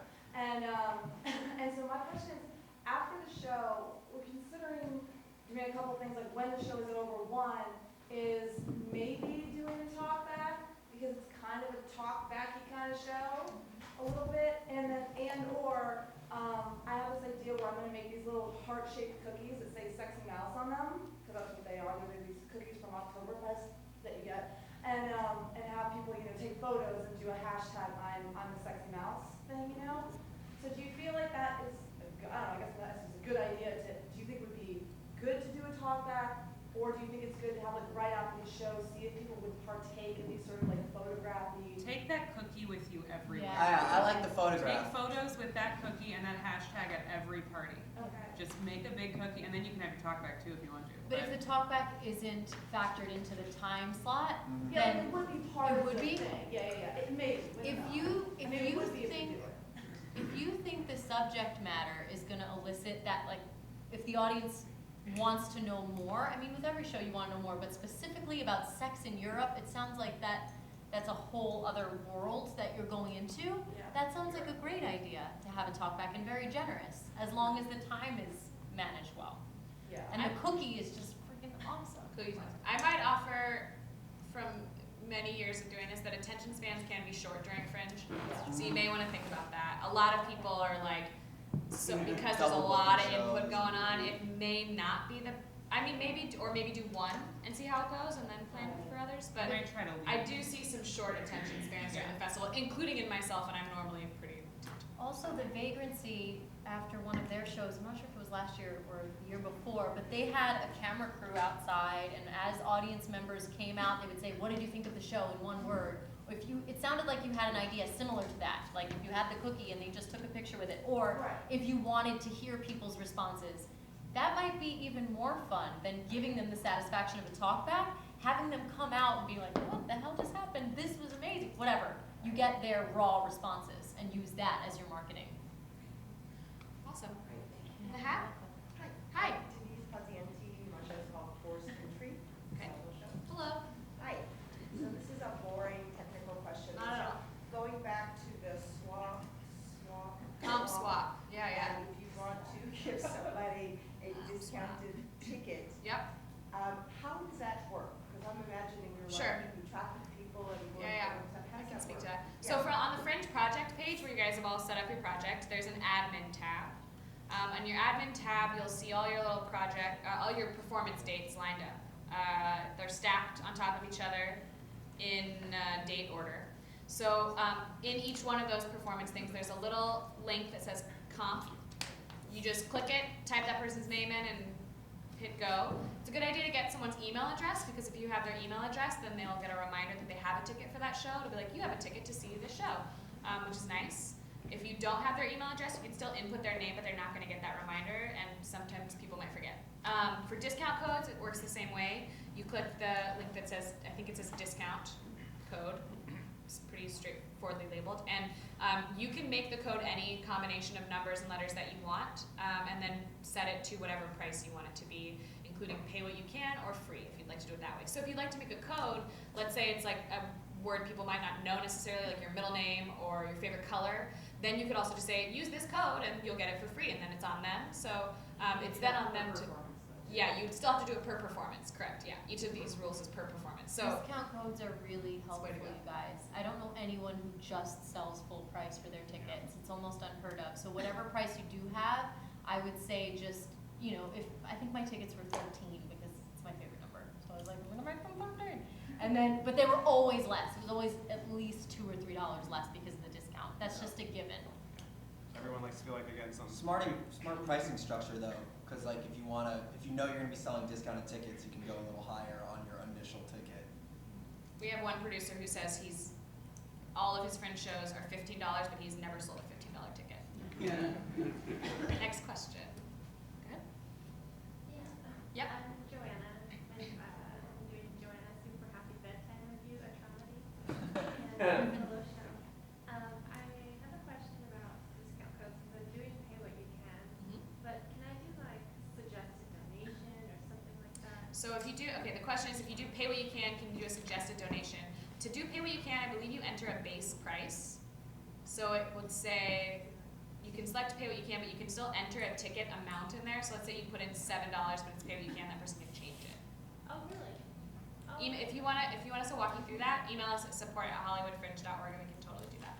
okay. Yeah. It's all surprisingly easy, I think. I'm not terribly technically savvy. Their website is pretty intuitive. Once you look at Oh, it, it's so God. easy. I was freaked out last year. Okay. Yeah, shoot us an email. We'll walk you through it. We'll walk you through it for sure. All right, next question here in the front. Hi, my name's Matthew Robinson. My play is Politically Challenged, and it's a political comedy, and I have a big feeling that when October rolls around, no matter what happens, people are going to want to laugh about politics. So with the question of extensions, who's my first friend, is extension sort of thing where it's like, wow, you've just been selling out a lot of shows, something maybe the person who's running the venue comes to you, or is it something you actually have to campaign for, excuse the phrase, but like, oh, I would like a extension because I think this show should come back here. How do you do it? You don't like campaign during the show. Like every venue is different. Every venue like has a certain amount of shows that they're going to continue with. So that's, I mean, you could ask someone at your venue how many shows are they looking for if you want to, but you can't like lobby to be one of them, you know? And that's just up to what they're looking for and what they have room for afterwards. If after or towards the end of Fringe you feel like this has been a really good fit, I really love this venue, I think you can go to any venue, any like stage manager, any person at venue and say like, I'd really love to extend if you guys are looking for that even outside of the Fringe extension, and talk to them about that, but there's no like campaigning. I think you can apply though on the awards thing. So there's the Encore Producers Extension Awards, and that's like a specific thing, and you mark on the thing like, I'm available for it, and then they go, okay, so you're up. If it happens, then you're game. But wait, that's usually one performance, right? One or two? Yeah, the Encore Producer one or Awards? two. Yeah, a couple. And they'll send people from their team to To come judge see and your to show. review. Yeah. Right. Not to actually write a review, but to review if your show would be one of them. See if they dig it. Yeah. So to clarify, if you want to extend your show, should you campaign for it, I will make one statement, which I haven't said yet tonight. The Fringe itself does not extend any shows. Once we hit closing night, bye y'all, see you later. So we don't extend shows. That's kind of how we say it. No, we're around, but we're busy writing checks and giving y'all your ticket revenue. So we don't actually extend any shows. There is something called the Producers Encore Awards, which they do publish information about, and that is actually, you probably know one of them. A lot of the venues work on this together, and they do have an application process. But as you heard here tonight, some people extended at theaters that are nowhere in the Fringe zone, so it's certainly possible to do through networking, reaching out, things like that. Yeah, they came to our extension show, and they were like, oh, it's cool, you want to bring it? And I was like, ooh. So everyone sounds like the same. Everyone in my life That's a really high sounds opinion like of all. Also, if you can, establish a relationship with your venue manager. Some venue managers are more hands-on than others. Matthew Quinn is amazing, and he was with Theater Asylum before it was no longer Theater Asylum. And He's booking in like 4 different spaces. I know, he's the best. he is phenomenal. If you guys are in any of the spaces that are working with him, he is just such a wonderful asset, and he was such a champion of Mermaid. It kept extending through him, through Encores, through the Producers Award, and then also I just had benefit shows for the theater when the theater was closing because I wanted to give back after all that he gave me. So all the ticket sales just went towards trying to save the theater or trying to help his company. So just make relationships with your venue manager. They're not just the person booking you. And I will say our venue managers are phenomenal and ambitious people because they do book a lot of different shows. So even though Matt is wonderful and we do mention him a lot, there are a lot of really awesome venue managers. So do speak to yours and ask them if that's something that they want to do and ask how you can be of service to them in that way. They are managing many, many shows, so they may not remember the first time, and so as much as you can without being annoying, it's a good question to ask. Next question? Right here. I'm Sarah. I have a solo show called Art Show Parts, and I'm actually working with Matt Quinn, who mentioned you and was like, you need to meet her. So Cool. Hello. Okay. Hi. So my question is, and just like answer me honestly, I've been doing all the stuff up until now myself, which has been casually daunting, but like manageable. Do you think that Casually that's to be the hashtag for your show. It's gonna get worse before it gets better. okay? Like, do you think it's possible for me to continue to do everything myself? Do you have a director? It's me. The question is for, did you want to speak to it? Do you have a stage manager? No. Because Okay. there's no minimal to no tech in my show. Mine was the same way. Yeah. It was very, very, very minimal tech. There's Your lights went on and then off. that was it. But I still had a stage manager. Okay. And I have the names of a few if you would like them. That was super helpful. Stage managers are the unsung heroes of the theater world, and both of these women with separate runs just made everything so much easier for me. Did you write it as well? Yeah. Okay, you're doing so much, you're wearing so many hats. So when it gets to show day, you have to know which ones to take off. Right. And if you can do that before show day, even better. Even writer, you're gonna have to take that off. I didn't know when to take it off, so I had to learn. Hey, let me stop rewriting it. Good job. 6 weeks out, great. So that hat's off.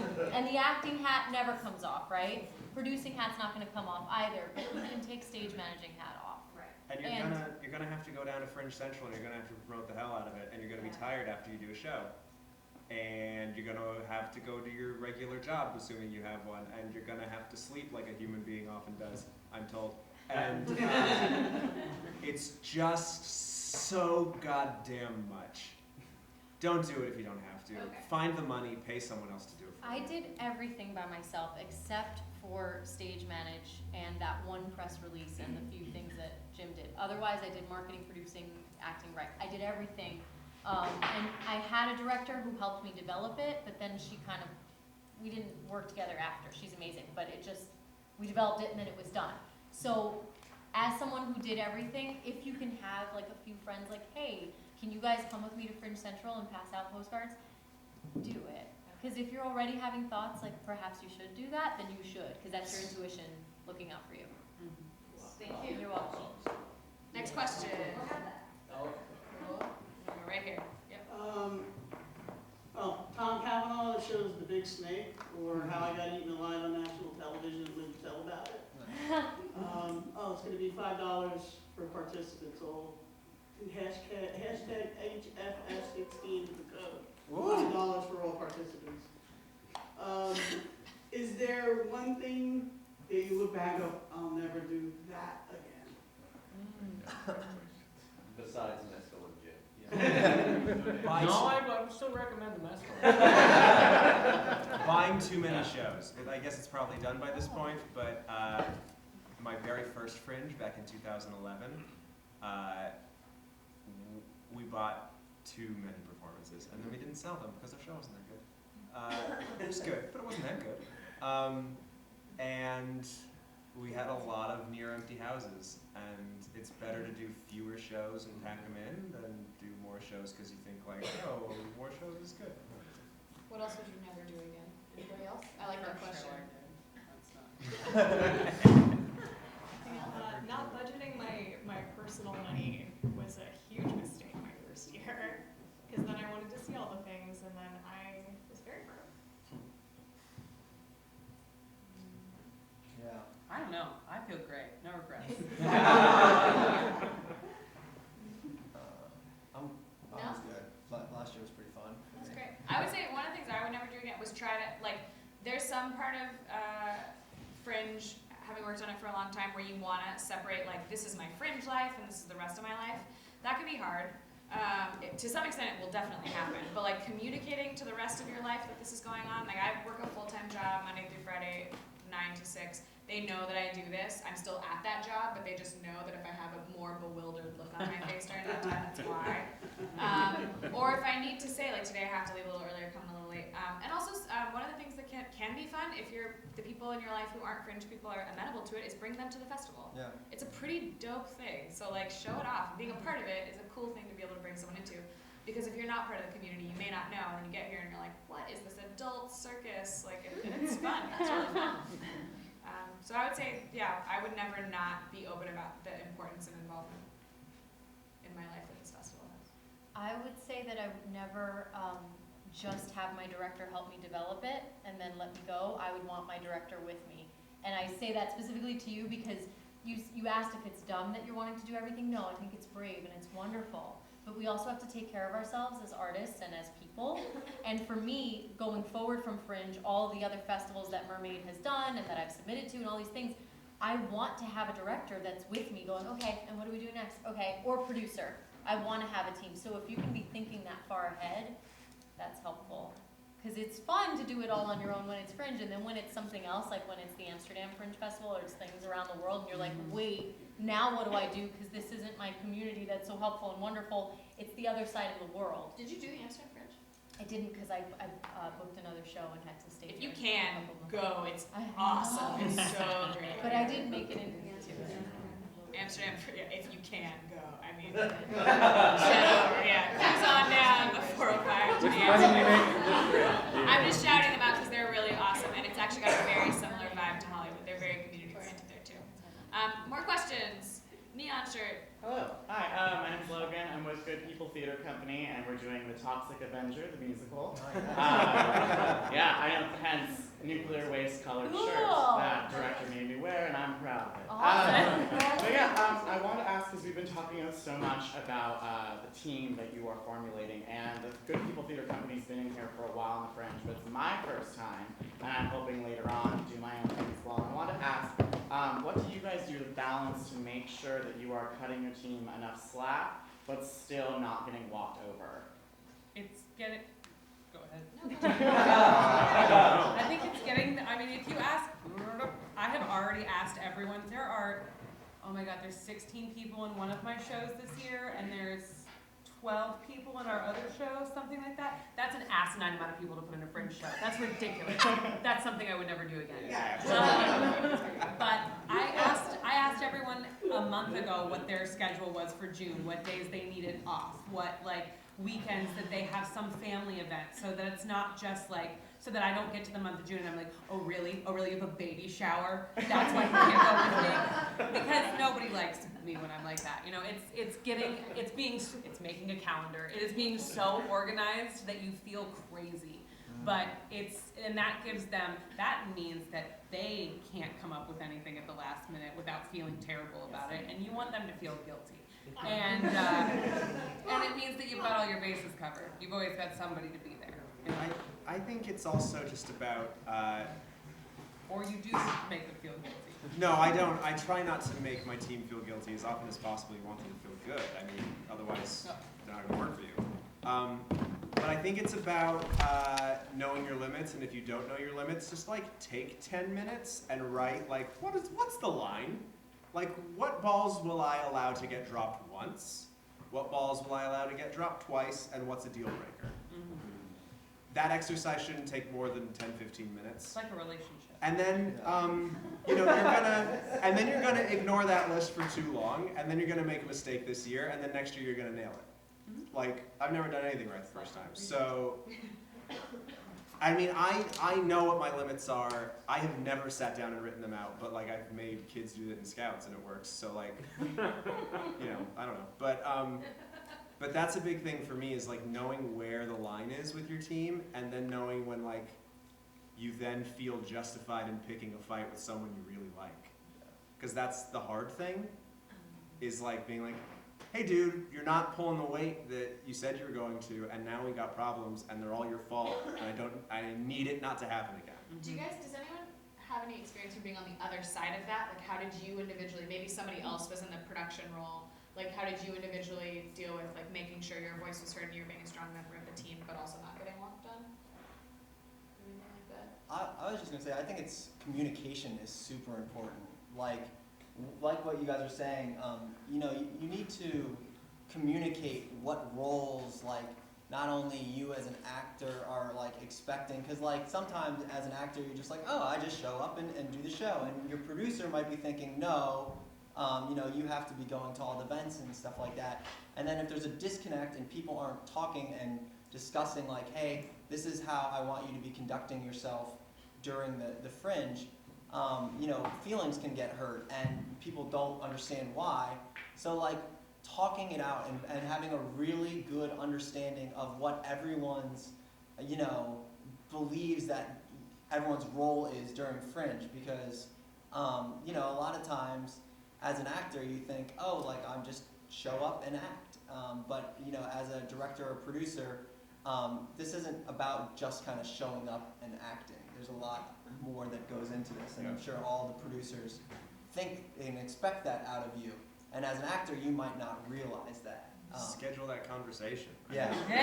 Like put it in rehearsal time. Yeah. And It's agree important. when you're not gonna have it. Say that again? Agree when you're not gonna have those conversations. I think the only like really ugly blow up, I regret it, fight that I had during a show was like after a rehearsal that ended at 11:30 p.m. Yeah. And everyone was exhausted and shitty. advice. We were assholes. Right? Yeah. That's a good smart. one. I've never done it. That's smart. I would say too, general rule, I've learned working on a festival for the song with the same group of people, learn how to say things like in the simplest and truest way. So like all the little extra bits you throw in because you're trying to get a certain response or you think that it might help get a certain answer, if you say it with these words, take that out. Like what's the simplest, truest part, because you're never gonna know how someone else is gonna react. And then once you've said it, like fucking let it go. Because like all truths come out over time and like there's no point in really being like, but you have to, it has to be blue. It's like, it probably doesn't have to be blue. And if it did have to be blue, you'll remember that for later. That's my advice. Next It doesn't always have to be Advice for blue. life. That's actually like. That's like my life Can you situation. tweet that so I have a record of it? People who know me in my life will tell you they've heard me say that word. She's like laughing over there. The simplest and Are truest you thing. tweeting it though so we It's can big remember for it me. later? Tag me in it. Next Okay. question.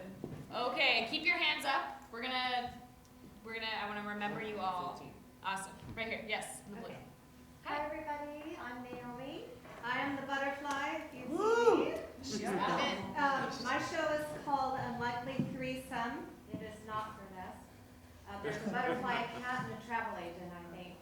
But anyway, I'm Madame Imago. Awesome. So my question is there any way to sell paper tickets to close the deal in the moment when you know somebody's not going to go to the website? We do not offer a way to do that. Okay. However, you may sell your tickets through other avenues.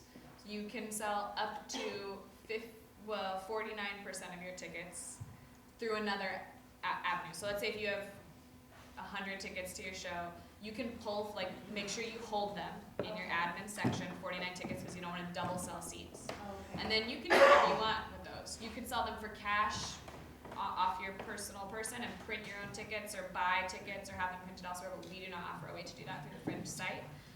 If you think you'll have room the night of, you can send someone to the Fringe Central space where we will have a concierge there who can help you sell tickets to your show. Okay. But those are not paper tickets either. They will still be on a will call list, so keep that in mind. Yeah. You're welcome. Next question. Red. Hey, my name's Claire Lake. My show is Don't Spill Your Drink at the Complex. It's an ensemble piece. This is my first time producing for a festival. Last year I did Fringe as an actress. I was brand new, and I missed a lot of opportunities to experience the Fringe thing. So I'm really grateful for this. I also wrote the piece for a friend I met through that Fringe show for her to act in. So I really love Fringe because of that, especially. So my question is about producing in the sense of the time that we were talking about, cutting pieces to make sure they're the right time. But is there a lot of talk, or is it an unspoken understanding that if you have a 50-minute show and a 1-hour time slot, for an audience that is a lot of Fringe participants as well as people trying to stack in as many shows as they can, is it an unspoken understanding that it'll be held, that the curtain will be held for 5 minutes or things like that? Or is that something that you should advertise if you're going to count on doing that, is starting 5 minutes after the 1-hour mark? Do you know what I mean? So the question is, if you have an hour of time and a 50-minute show, so you're not in the danger of running over, is it understood that you might start a little late? Is that right? Right, or is That's that the something you should advertise? Or should you tell people? Yeah. You should put 6:05 on your website instead of if it starts at 6 kind of thing, or? No, like Yeah. should you tell, if it starts at 6, should you put it in your thing like, this performance will start 5 minutes late? Would you do that? I wouldn't do I that. would not do I that. would never tell anyone in LA that they can come late. Yeah. I would not do that ever. Get them in the door as soon as possible, and then if you have to hold, you hold, and then if you get out early, you get out early, but tell them to show up on time. And also, people are good at that. There are lines out the yeah. door, Yeah. and They're good at the Fringe. doors open at 10 minutes before everyone's in. We start at 6. I think I was in a weird exception of that in a huge ensemble that was over 12 people last year, where a lot of people gave up trying to find parking and left and had pre-bought tickets. So that's why I was asking. So I think that was an exception to the experience. I would say word of advice is maybe let people know at the door that might be the case, Yeah, because I would say that if there are some people who are seasoned Fringe audience members who, if they sense a show starting late, will get restless and walk out because they think it will end late. Yeah. But if you've planned for that, Yeah. let people know, like, just FYI, we'll start a couple minutes late, but we'll get you out on time. Just FYI, yeah. That's Okay. Yeah. Do it that way, Yeah. because then they're there. But I do know, I've heard people say that they've left shows that were not starting on time for that reason, because they assumed that meant they would get out late. Keywords are end on time. And no Yes. time And no is time. essential, yes. Had people walk out for Yeah. being 2 minutes over, so. And anonymously, one of the sponsored content judges will walk out if it doesn't start on He's time. not anonymous about that, he'll tell you. Okay. Yeah, Greg Crafts will tell you to your face, yeah. He will walk out if you don't start on time. But if you let him know. It doesn't ask me to. Oh, okay, yeah. Hands up, questions? Right here in front, yep. Hi, I'm Carla. I have a show called, it's a solo show called Voices, about a voiceover artist who can mimic any voice but needs to find her own voice. And my question is, does Fringe has so many wonderful resources. Thank you. Yeah. Next question, no, I'm kidding. Please go ahead. Does Fringe have anyone, a PR person that offers their services to Fringe participants? Second part to the question, have any of you ever used any PR people to promote your show? Fringe does not offer any services to participants in the PR standpoint. Isn't there a PR guy that gives Fringe benefit little? Well, Jim Martica does. Yeah, if you check out the so there's a couple places. If you check out the participant packet, which has gone out. Yes. Yes, the participant packet has resources on there. HollywoodFringe.org/participants. Awesome. HollywoodFringe.org/participants. There's a beautiful PDF in there, designed with love and care by Stacey Jensel and Dave McKeever. Content and design, respectively. And that includes offers from partners, some of whom might be people who will write press releases. They change from year to year, actually, yeah. But then, so Jim Martica is Jim Martica, his name is Jim, spelled J-I-M. Martica, M-A-R-T-Y-K-A. And what does he do? Who is he? He does PR and he offers discounts for Fringe participants. He's a Fringe participant himself. Yeah, and he's with Theater Unleashed, that's his theater company. Can I say, if you want to do it on your own real quick, you can, in a lot of ways, at least in terms of getting your press release out to the actual press, finding the email addresses for blogs and magazines and newspapers that will come. We made our own list last year by going to previous Fringe shows to see who got reviewed, who reviewed them, found an email, sent our press release. Yeah. I have a bit of a thing. If you're looking for free advertising / press releases, our show has 2 guest stars every performance, and we want them to be Fringe participants. So if you're looking to be in Mad Lib the musical and you like singing and you like improv comedy, you don't even really have to be that great of a singer, but you want to promote your show to our audience, please sign up afterwards. David has a list. So that's some public relations advertising for you. And then also, sorry, one more thing. Go ahead, Stacey. Let's be in the participant packet. There is like a nice outline of like things that you can do that might help you if you've never had any experience doing some of those things. We have a lot of information about what we recommend that you do with press. We also have an article in the About section called Press Awareness that outlines like a lot of the different outlets in LA. We don't share our emails, but we point you in the right direction. Point you in the right direction. Yeah. So I would check out those 2 resources too if you're trying to do Participant packet and press awareness on the Fringe website. All right, show of hands. Final questions. We're gonna move through them right here in the front. Yep. Yeah. Hi, my name's Anne Brashear. I'm doing a competitive birthday event called 30-30-60 at 3 clubs, and I just wanted to know where. Yeah, it's blast. Fringe Central this year, and is Fringe Cabaret happening again? Yep. Is that the Dragonfly? Dragonfly. And yes, it is. Brilliant. Yep. Thanks. Next question. Yep. Back to social media marketing. Just a quick question. How many posts would you like put up there, either on Facebook or Instagram or Twitter, during a day, during a week, leading up to ticket sales opening or during like your opening moments? Like how often would you be on there promoting?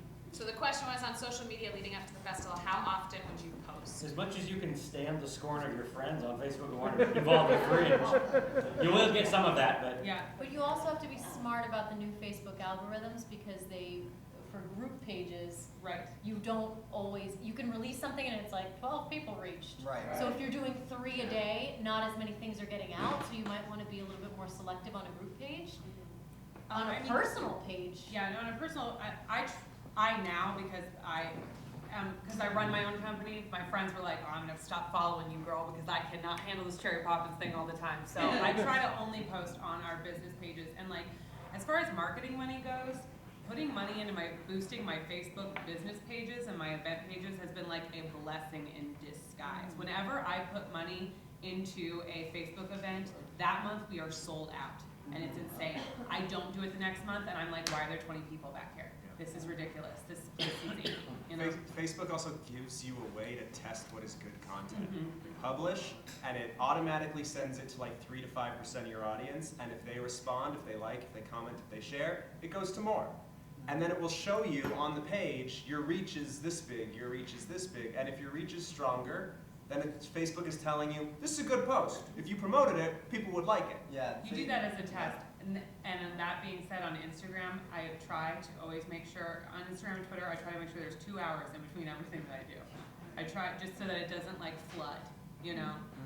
And make sure it's different kinds of stuff. Because if you're just posting your poster constantly, also, side note, no, we all saw Right, it. yeah. We get it. Like, you handed it to me. It's on Instagram. It's on your Facebook page. I get it. It's about creating value for people. Like social media is social, and in a social interaction, other people want value for the exchange. So if you're just saying buy, that's asking them for something. Exactly. Give them something. Yeah. Give them a background of rehearsal. Give them a nice mock-up of the design. Like everybody loves the proto stages. Share your Pinterest where you're keeping your inspiration if you do that thing. You know, like. Share an article that is related to your thing. On Twitter, Trend Jack. Everybody's talking about these things on Twitter, and you see how it relates to your show. Boom, there it is. You're part of the conversation, and you're not just being like, buy tickets. Yeah.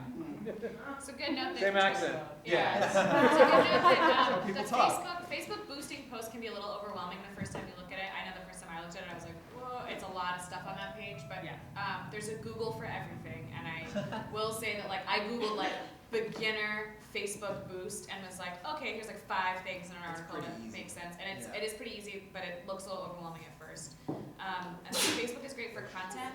Instagram, if you're gonna post images, I run the Hollywood Fringe Instagram, so I look at a lot of Instagram posts. I would just say like, and this is hard to edit sometimes, but like make sure your photos look good, which is a simple thing, but like you can, it's a visual platform, so it should look good visually, and Twitter is conversational. This is so like social media is such a thing that I learned last year during Fringe. I now have a job doing social media for other companies like that, and I'm worse at my own thing now because I have to put it all into my job. But like literally, if any of you have any questions after this, because I could talk about this for hours, because I'm now really passionate about social media. It's so stupid. I hate listening to myself talk about it. But if any of you have any questions, you can totally email me and you can talk to me about it later. We can talk about it. Show of hands for any other questions? Okay, these are our last 2. This is so perfect. And we'll go with you first. Hi, I'm Sherry. I'm a producer and actor from #WillFail with my playwright Brett. Yes. Just a quick question. For Fringe Central, is it open 24/7? It sounds like this is a happening party till 5 in the morning, or no, not that either. It's open pretty much like bar hours, but what those are for us is Monday. We haven't officially posted these. I think it's Monday through Friday from 5 to midnight. No, or 6 to midnight. 6, 5 or ooh, I don't remember now. Okay. 5 or 6 p.m. on weekdays and Yes. 2 p.m. on weekends. Yes. And we close at like. We close 2 at a.m. midnight or 2 a.m. if y'all are still buying drinks, basically. Yeah. Well, Okay, so on accurate. weeknights we open at 6.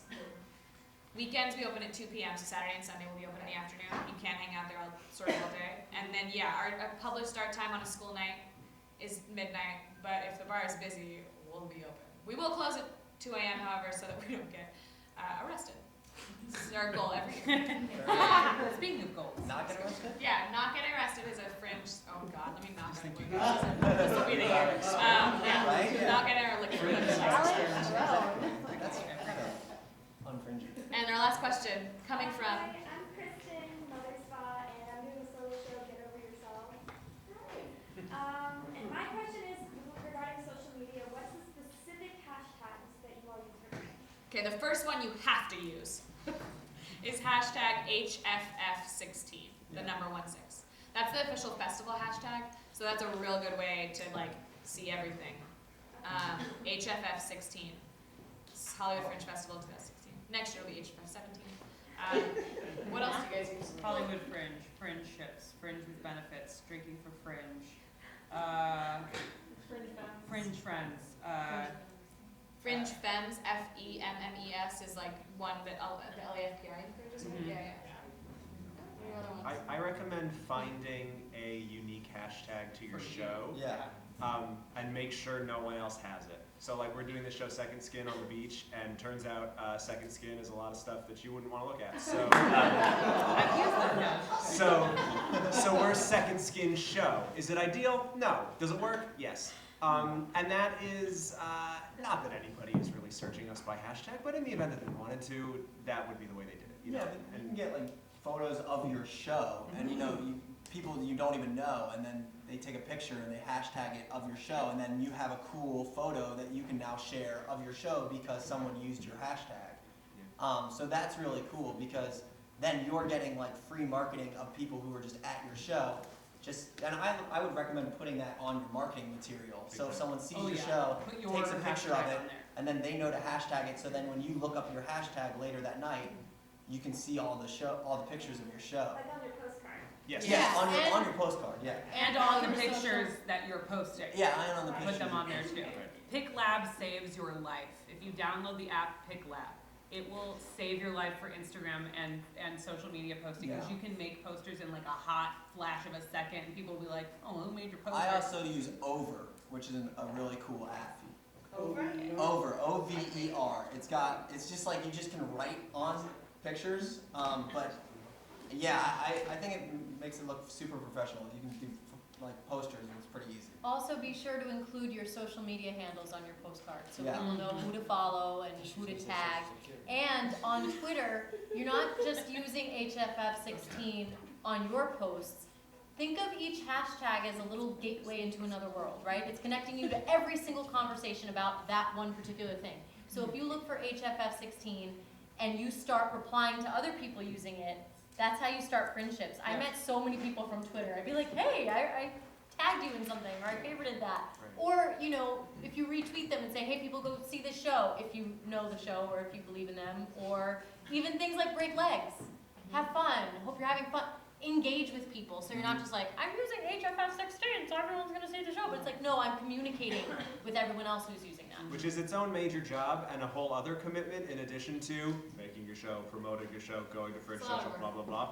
So. But if you're like, oh, let me set a timer for 15 minutes and I'm just going to stay on Twitter and talk to every single person who is using HFF16, as if it's a live chat. It can work. Every, Nick and I every had 2 our or first 3 hours. conversation on Instagram. It's true. Every 2 or 3 hours. And here we are. Sign up. She's like, I know you. You're at Nick Bando. And here we are, IRL, in real life. Also, LATHTR.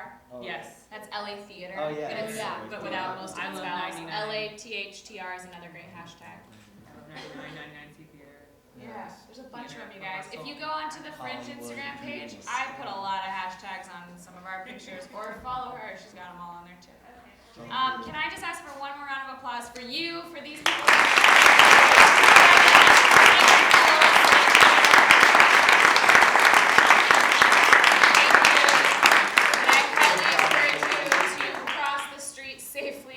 And enjoy a beverage with us, or drive home safely and don't get arrested. Thank you all so much, and thank you to Sacred Fools. Thank you, Meghan. Thanks, Meghan.